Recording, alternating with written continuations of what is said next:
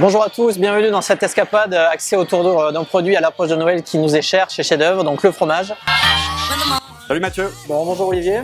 Bienvenue. Merci de m'accueillir chez Beau et Fort. Bienvenue à toi. Écoute, Beau et Fort, c'est tout simplement la réunion sous le même toit d'une fromagerie et d'un restaurant. Okay.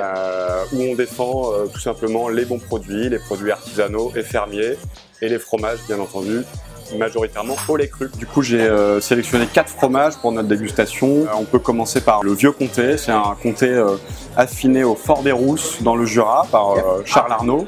Un comté fabriqué en été 2015, presque 3 ans et demi d'affinage. On est vraiment sur des notes de café torréfié réservées à la dégustation. Donc j'ai pris donc un magnifique blanc du Jura, donc avec 2 cépages.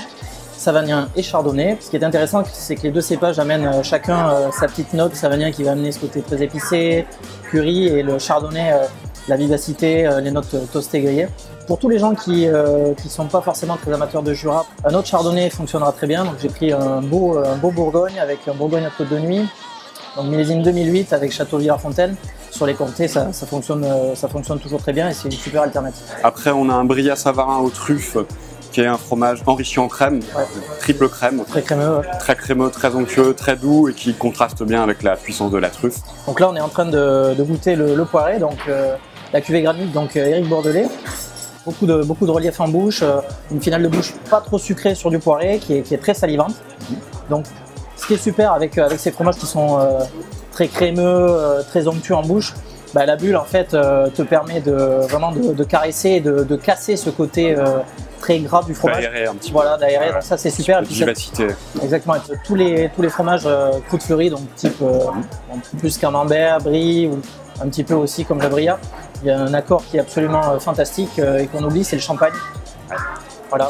Donc la bulle du champagne et surtout sur le camembert avec on va dire des champagnes très vineux qui sont sur le côté pomme rôtie, épices avec le camembert, c'est absolument. Il n'y a pas mieux pour un beau brie de mots fait à cœur. Exactement, ça c'est un accord un beau champagne. Fantastique. Super. C'est important, je trouve, pour le Brillat aux truffes de le déguster plutôt en apéritif ou lors d'une dégustation vraiment 20 fromages plutôt qu'en fin de repas. En fin de repas. Où on va avoir quelque chose d'un un peu trop riche, un peu trop lourd. Ça va être saturant. Alors là, c'est parfait pour un apéritif, commencer par ça. Voilà. Après un Saint-Nectaire fermier, Saint-Nectaire, un grand classique des plateaux. Là, on a un Saint-Nectaire fermier affiné, avec un affinage un petit peu poussé. On l'a affiné 1 à 2 mois supplémentaires pour vraiment avoir ce côté gourmand, onctueux, avec une croûte un petit peu granuleuse qu'il faut absolument manger. On va faire une petite entorse à la règle, on va essayer avec le vin rouge. L'exception qui confirme la règle. Exactement. 2 vins rouges différents de ce Saint-Nectaire. Le premier, c'est un rouge italien, donc qui nous vient de Toscane.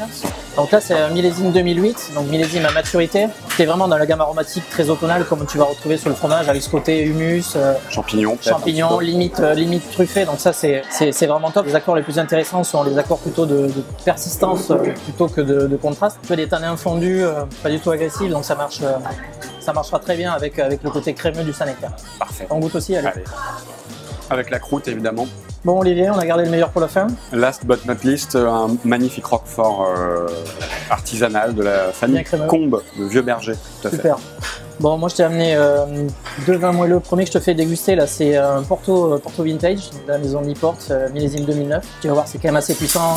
Tu as ce côté très épicé, tu as beaucoup de fruits, c'est très juteux en bouche, donc ça c'est super. Tu as du sucre, mais pas trop.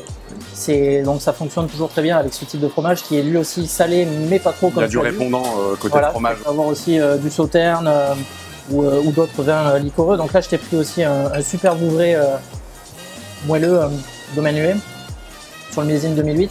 D'accord. Donc là aussi c'est intéressant parce que ça commence à truffer. Enfin, le vin a mangé un petit peu ses sucres, donc tu as une super balance entre l'acidité et la sucrosité en bouche qui est absolument magnifique. Et ça va vraiment juste épouser comme il faut le roquefort. Il n'y a rien à dire, ça te plaît le parfait.